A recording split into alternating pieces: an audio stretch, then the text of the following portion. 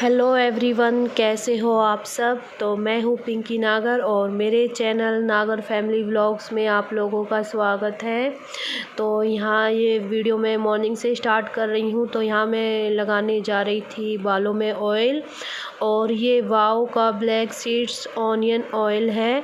तो मैंने मंगाया तो काफ़ी पहले था, क्योंकि मैंने अब तो बालों में स्मूदिंग कराई थी जनवरी में, तो उससे पहले ही मैंने यूज किया था। तो मुझे काफ़ी अच्छा लगा ये ऑयल। इससे बालों में जो टूटते हैं वो भी टूटने बंद हो गए थे, और काफ़ी अच्छा है। तो आप लोग ज़रूर ट्राई करना। तो यहाँ मैं हाथों में लेके हल्के हल्के अपने बालों में मसाज करूँगी, और वैसे भी हल्के ही हाथों से मसाज करनी चाहिए। और उसके बाद मैं एक से 2 घंटे के लिए बालों में इसको छोड़ दूँगी, और फिर मैं कर लूँगी शैम्पू। तो इससे बाल भी बहुत अच्छे रहते हैं। तो हमेशा बालों में ऑयलिंग धोने से पहले ही करनी चाहिए। और आज 4 महीने हो चुके हैं मेरे बालों में स्मूदिंग कराए, और बहुत दिन हो गए खुले बाल रखते हुए, और बस अब आ गई हूँ अपनी ही पोजीशन पे। तो मैंने अब ऑयल लगाना शुरू कर दिया है, और देखते हैं इसके बाद क्या इम्प्रूव आता है। तो क्योंकि हमारे यहाँ पे सिर पे पल्लू रखते हैं तो बहुत ही ज़्यादा दिक्कत होती है, और अब थोड़े थोड़े बाल ऐसे ही होने लगे थे जैसे पहले थे। बस ये है कि शौक़ था, जो शौक़ पूरा कर लिया है, और अब आ जाते हैं अपने पुराने वाले ही उसी वेशभूषा में जो पहले थी। तो यहाँ मैं ऑयलिंग करने के बाद फिर अपना जो काम है वो कर लूँगी, और इससे मेरा जो तेल है वो भी बालों में जो मालिश है करूँगी मैं, तो उससे मेरा उसका टाइम भी कट जाएगा, और फिर मैं उसके बाद अपने बाल धो लूँगी।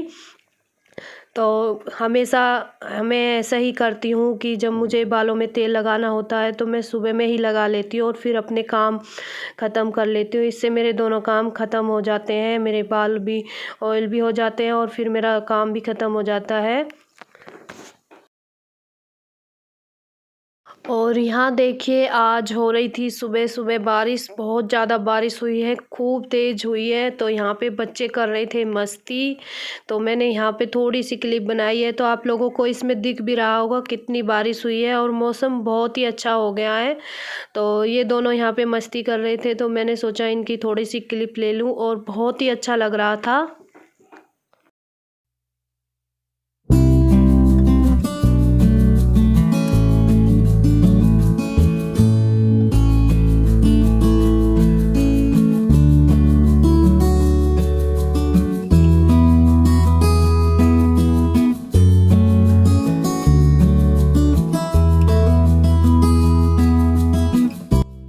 और उसके बाद मैं नहा चुकी हूँ, और अब मैं बनाने जा रही हूँ सुबह का नाश्ता। तो आज मैं बनाने जा रही हूँ मसाले वाले पराठे।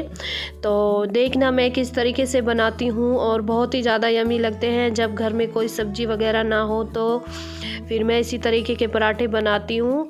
तो मैंने थोड़ा सा आटा ले लिया है, और इसको मैं अच्छे से बेल लूँगी। तो इस पे मैंने थोड़े से जो मसाले हैं उनको कटोरी में इसी में मिला के रख लिया है, जैसे कि थोड़ी सी लाल मिर्च, थोड़ा सा धनिया पाउडर, थोड़ी सी काली मिर्च, और थोड़ा सा गरम मसाला। और इसको हम ये जो लोई है इसको अच्छे से बेल लेंगे, पूरे उस पे चकला पे अच्छे तरीके से फैला लेंगे। तो ये जो आटा है थोड़ा रात का था, तो उससे ये थोड़ा टाइट हो रहा था।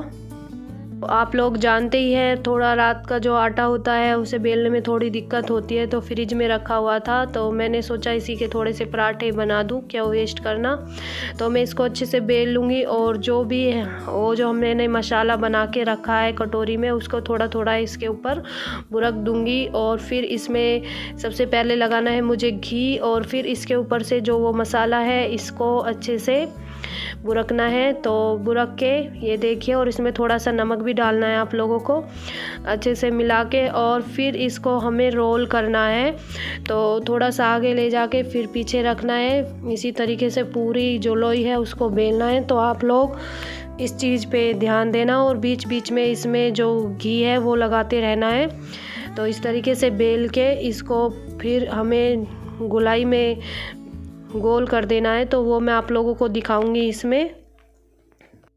बच्चे इन वाले पराठों को बड़े ही चाव से खाते हैं और चाय के साथ ये बहुत ही ज़्यादा, चाय हो दही हो किसी के भी साथ बहुत ही ज़्यादा अच्छे लगते हैं। अगर आप प्लेन वाले पराठे बनाते हो इस तरीके से बना के ट्राई ज़रूर करना। तो ये देखिए मैंने ये बना ली है और इसको जो लास्ट वाला पार्ट रह जाता है इसको अंदर की तरफ घुसा देना है इसमें बीच में, और बस देखिए ये मेरा हट गया है। तो मैं इसे दोबारा से अच्छे से इस तरीके से घुसाना है देखिए, और फिर इसको बेल देना है। तो ये एक लेयर वाला पराठा बन के तैयार हो जाता है और खाने में बहुत ही ज़्यादा टेस्टी लगता है। अगर हम ताज़े वाले आटे के बनाते हैं तो उस आटे में थोड़ा सा नमक और थोड़ा सा ऑयल डाल के उसको अच्छे से गूँथते हैं तो वो और ज़्यादा करारे बनते हैं।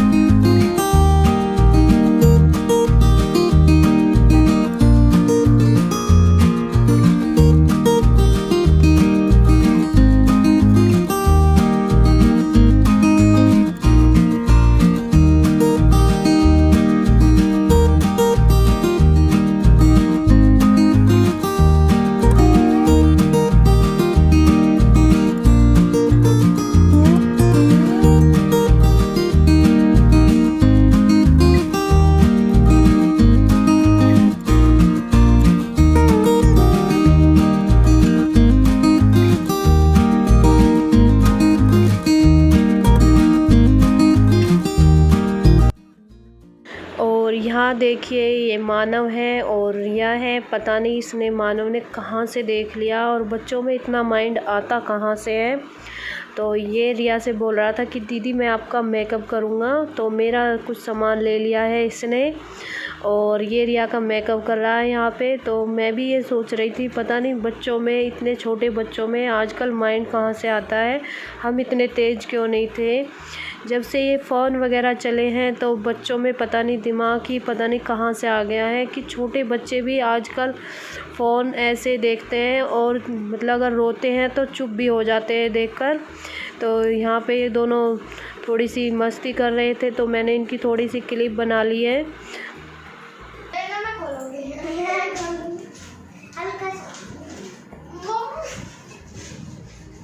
अगर इसमें तोड़ दी ना फिर इसमें बताएंगे।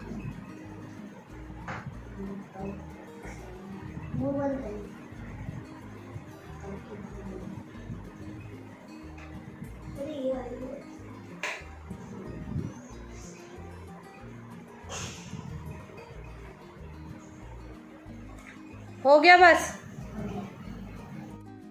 तो अब हो चुकी है शाम और मैं शाम में आज मैंने बनाई है पनीर की सब्ज़ी। तो मेरी ये जो ग्रेवी बन रही है मैंने अभी पनीर उसमें नहीं डाली है और आज इस सब्ज़ी की रेसिपी मैं आपके साथ शेयर नहीं कर रही हूँ क्योंकि मैं कई बार आपके साथ शेयर कर चुकी हूँ।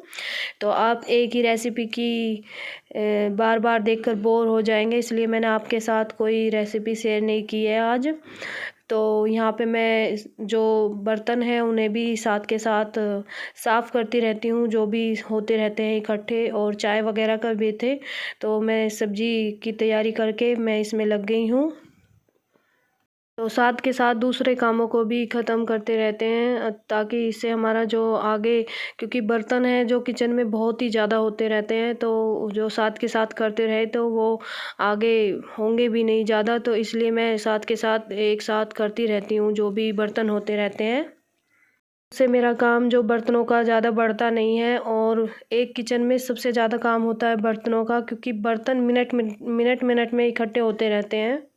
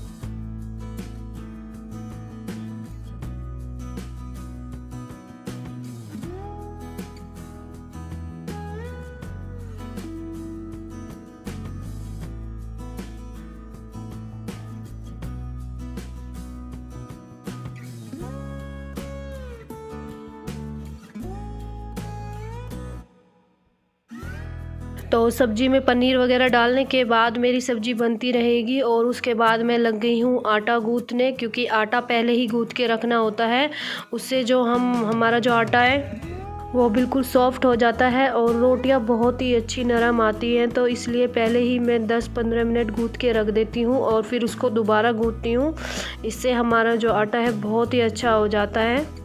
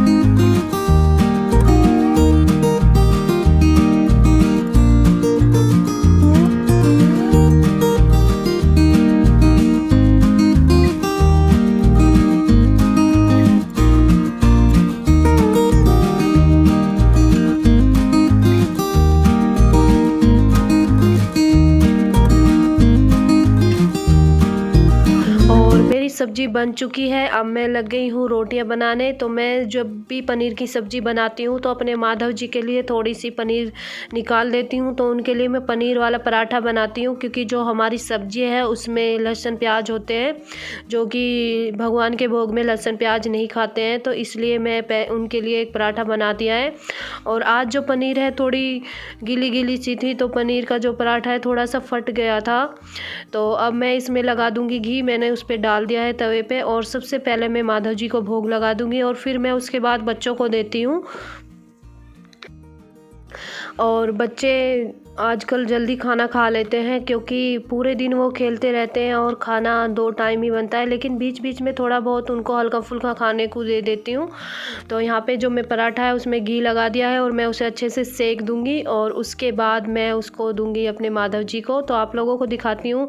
आज जो पराठा है थोड़ा सा फट गया है, तो पर क्या करूँ, पनीर ही ऐसी थी। तो आप लोग भी आइए, खाना खा लीजिए। तो ये देखिए, मैंने बना दिया माधव जी के लिए पराठा, और उसके बाद मैं सब्ज़ी डाल रही हूँ बच्चों के लिए, दोनों के लिए। और फिर तो रिया भोग लगाने चली गई है, और रिया को मैंने पराठा दे दिया था। और रिया आजकल मेरी बहुत हेल्प करा देती है। जैसे मैं खाना बनाती हूँ तो खाना डाल के देती है अपने पापा को भी और मानव को भी।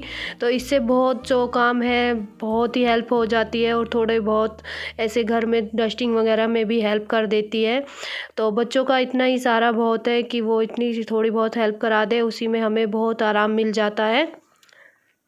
और अच्छा भी लगता है कि आजकल जो मतलब बच्चे हैं हमारे हमारे साथ दे रहे हैं, तो इससे बहुत ही ज़्यादा खुशी भी होती है। क्योंकि जब बच्चे अपना साथ देने लगे तो इससे बहुत ही अंदर से अच्छी खुशी महसूस होती है कि हमारे बच्चे भी अब हमारा सहारा बनने लगे हैं।